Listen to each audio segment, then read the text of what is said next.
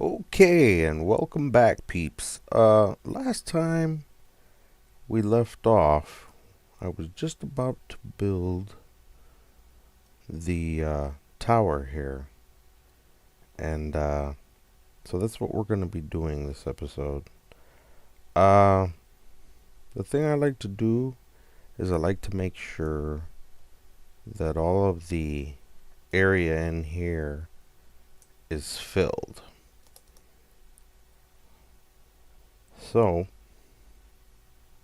I'm going to go ahead and pattern out the empty space here inside our tower, and then when I'm done with that, we'll go ahead and we'll have a look and see exactly how we want the structure to ultimately look.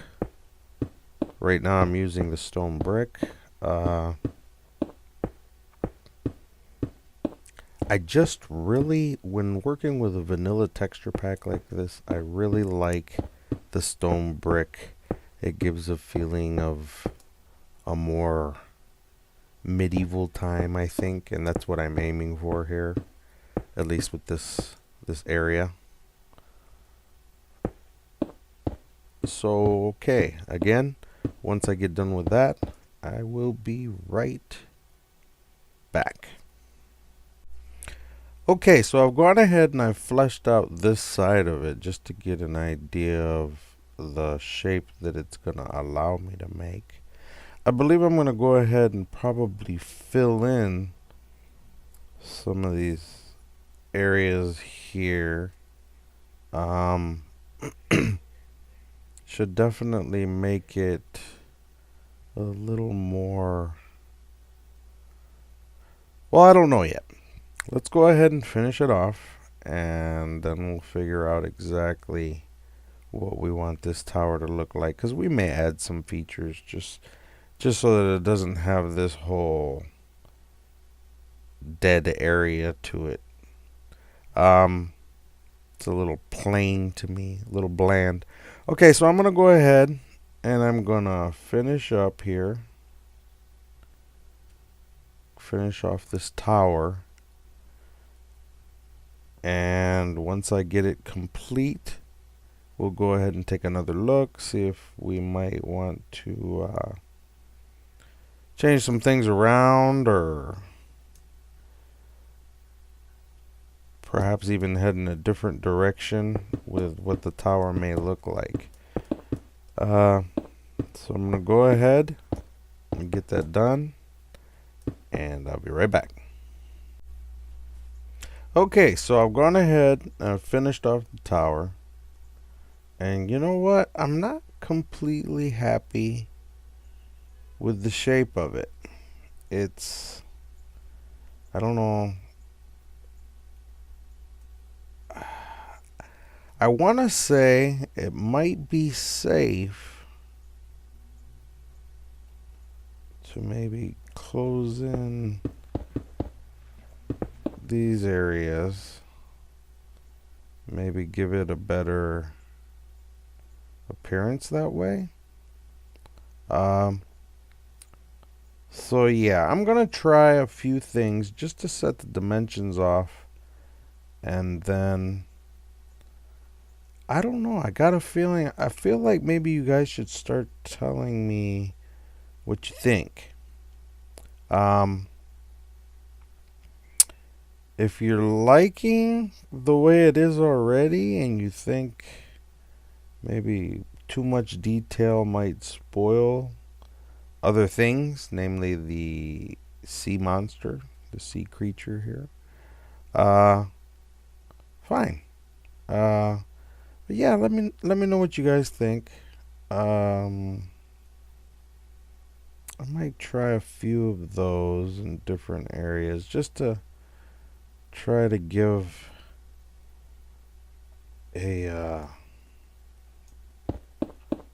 more detailed look. I don't like leaving things to where I feel like they're incomplete. And if I were to leave it like that, that would just feel incomplete to me. Okay, so we're going to go ahead and we're going to build a couple of these up, see how they fit in. There will have to be other characteristics to the build here. For one, the inside is definitely going to have some stuff in it that, for those of you that are going to play the map, you probably shouldn't see. So as far as I can tell, we're almost done with the recording aspect.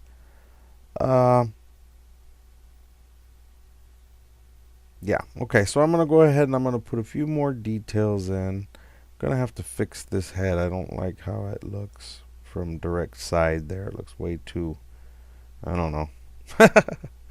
Alright, and then that'll probably bring the part that I'm recording to an end, and we will begin another segment of this map. And well, for right now, let's concentrate on what we got, and let's get a little bit of detail in here. I'll be right back. Okay, so I went ahead and I've accented the tower by pillaring up here in these cavities. I want to show you what I do when I get to the snake. It may be pretty obvious to some of you, but to others, you may not realize what's happening. Okay, so when I get to an area like this where the snake is definitely in the way of that pillar, I just go ahead and I connect it through. It's a relatively simple method. It just gives the appearance, if you do it on both ends, that, as you can see, you can kind of see it there, that it's going straight through it, maybe even bending the snake serpent's, the sea serpent's skin, or something of that nature. And then of course I just pillar my way down. Once I reach the bottom here, wow. Once I reach the bottom here, I just try to make sure, like, see, like this, for instance, I'm not crazy about that, so I probably will fill that in with something like that.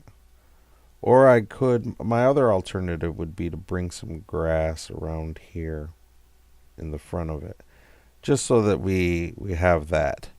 For example, here, I'll probably be putting the grass out here, like maybe here and here, and then this, just to give it better definition, will be like that, and then you'll have more of a in the terrain type situation. Okay, so I wanted to show you guys real quick what I do when I run into the snake. We really shouldn't try, or we really should try rather, to stay away from deforming the actual snake serpent, because that is where the focus is. You've also got to remember that this is going to be a parkour area. The player has to get up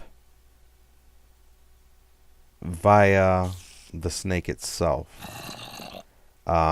So it's always good to keep in mind what you plan on doing there, as far as allowing them to move up here, because as you see right now, there is really no way, parkour or other, for you to get up to the next level. So there will be, for example, stairs in certain areas,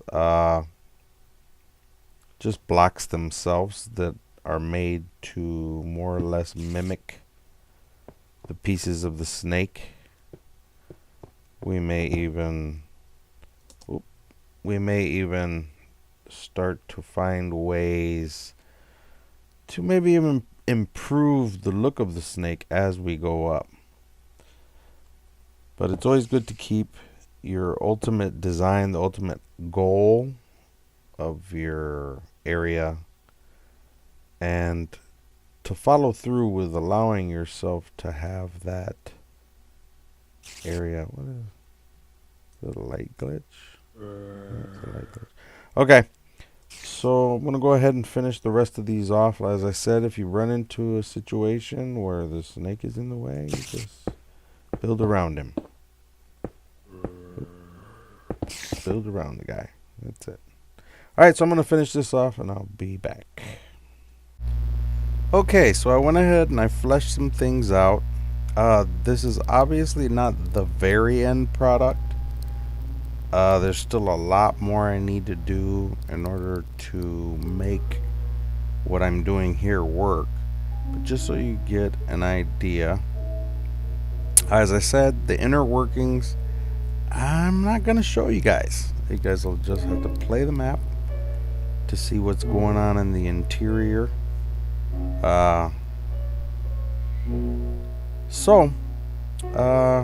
hope you enjoyed this small artistic endeavor into the world of map making.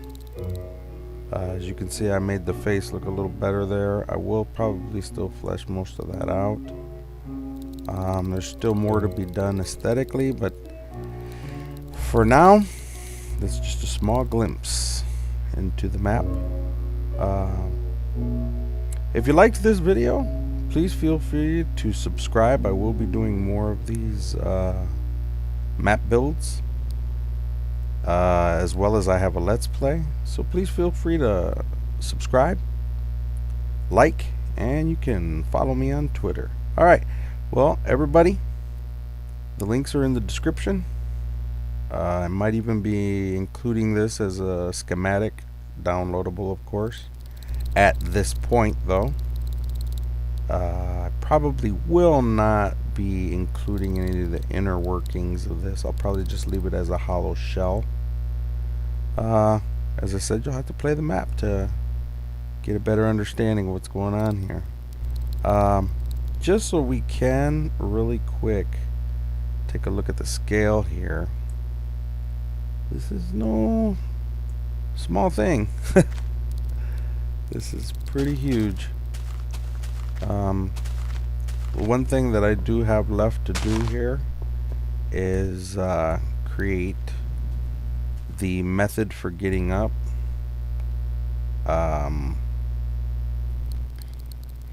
That's something I really don't want to record. I want to leave that to you to figure out when you're playing the map. So yep, we are done. We'll see you on the next map build. Thanks again for joining. Bye-bye.